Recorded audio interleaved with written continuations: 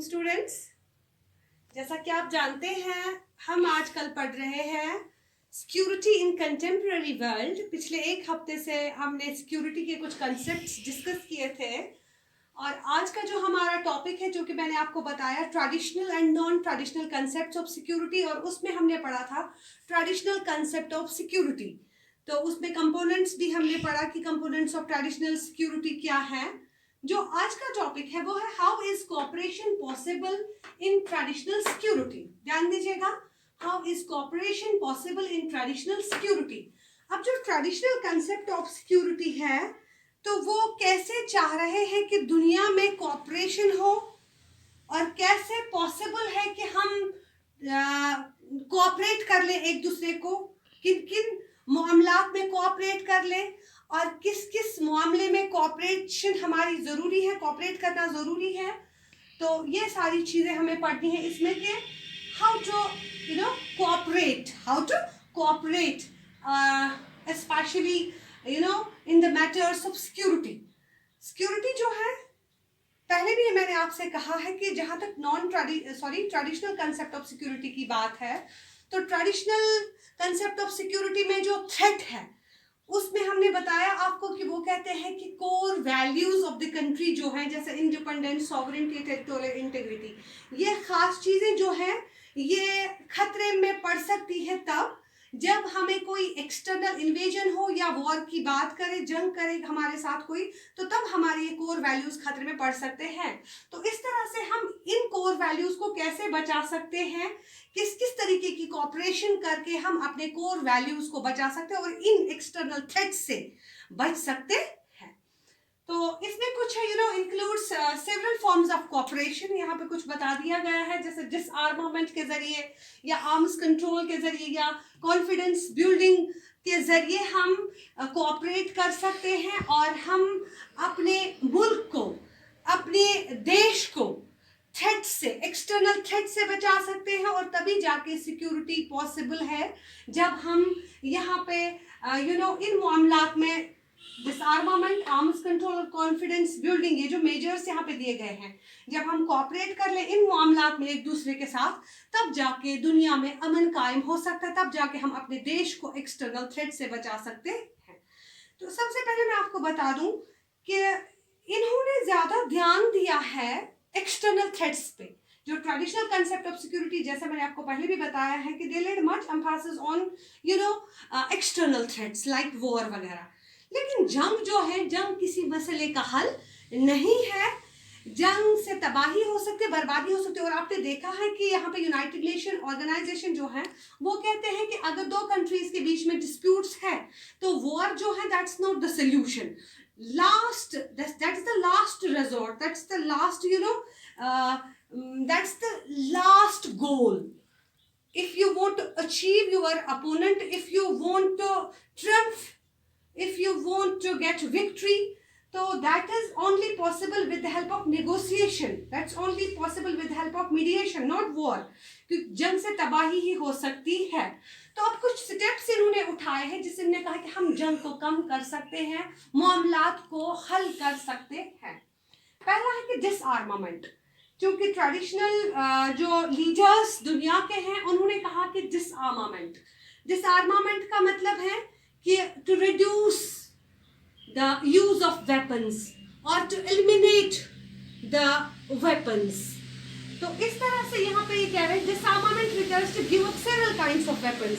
In fact जो बड़ी बड़ी कंट्रीज है, या हम जब बाइपोलैरिटी की बात करते हैं, टिल 90s तक जो बड़ी दो ताकतें दुनिया में रही है, यूएसए, यूएसएसआर, इन्होंने भी बहुत सारे एग्रीमेंट साइन कर लिए, बाकी मुल्कों को जोड़ के बहुत सारी ट्रीटीज साइन की, इसलिए कि हम दुनिया में थर्ड वर्ल्ड वॉर नहीं चाहते। हम चाहते कि दुनिया के मसाइल जो है वो कोऑपरेशन से, वो बातचीत के जरिए हल किए जाए।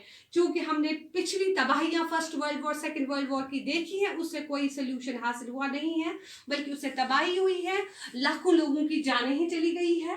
तो इस तरह से डिसआर्मामेंट पे इन्होंने जोर दिया कि हमें जो ये हथियारों की रेस है, हम कहते हैं ज़्यादा से ज़्यादा वेपन्स हमारे पास चाहिए, इस पर पाबंदी लगनी चाहिए। कंट्रीज़ को ये कहें कि आप जो है हथियारों का इस्तेमाल कम कर लें, आप हथियारों का इस्तेमाल वहां कर ले जहां आपको हद से ज्यादा जरूरी है। डेवलपमेंटल पर्पसेस के लिए वन शुड यूज वेपन्स। ये नहीं है कि हमें इंसानों पर हथियार चलाने हैं, इंसानों का खात्मा करना है, उस चीज के लिए आप हथियार बनाना बंद कर दें।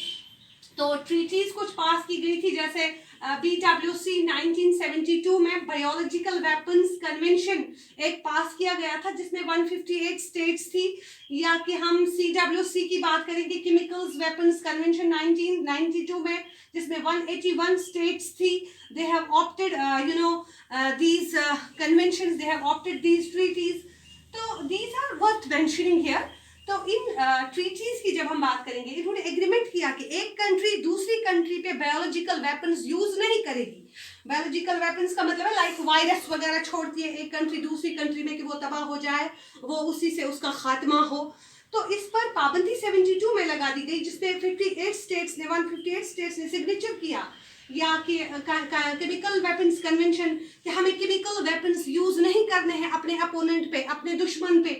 तो लेकिन साथ साथ में एक और मैं बात बता दूं कि जो USA और USSR हैं, they didn't give up weapons of mass destruction, that is nuclear weapons.